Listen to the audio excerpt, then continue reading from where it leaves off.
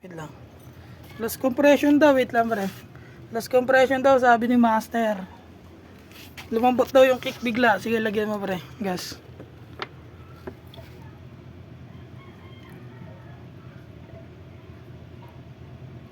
Sige, punuin mo.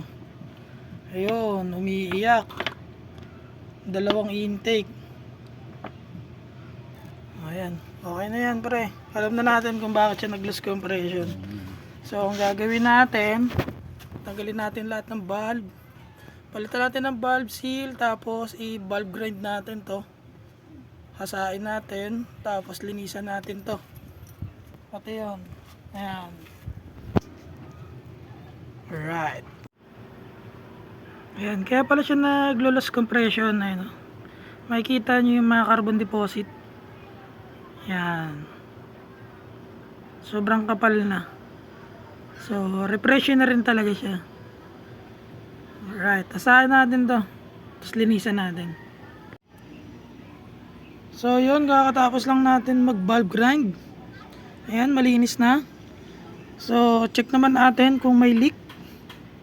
Punuin natin ang gas dito. Ay, gagi, umapaw. Sorry, umapaw. Tuyuin muna natin.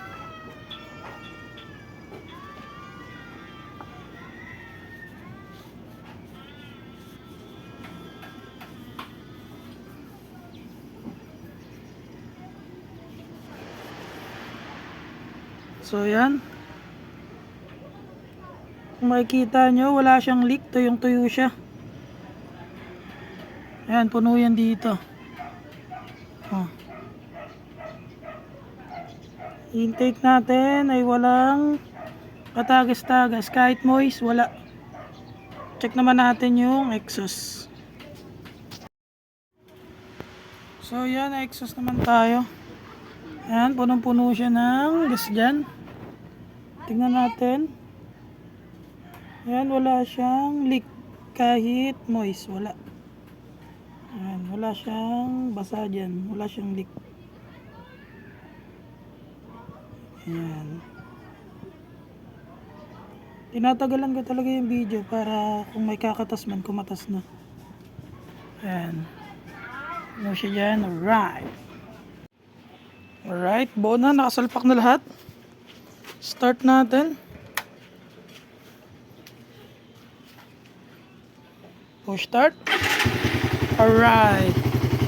One click. Sobrang tahimik ng makina mga papsi. Yan, naka 28mm na carb siya.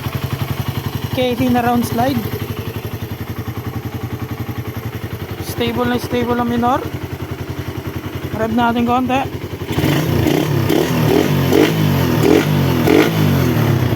Check natin. Tambucho.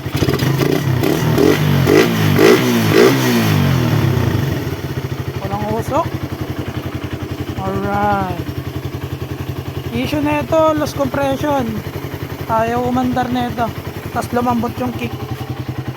So, upon checking, nakita natin may problema pala yung mga valves. Ano siya? Singaw lahat ng dalawang intake valve singaw. Tapos lost thread itong sa stud bolt, yung kinakapitan dito sa crankcase. Ayan. So yan, nagawa na natin siya ng paraan. Alright.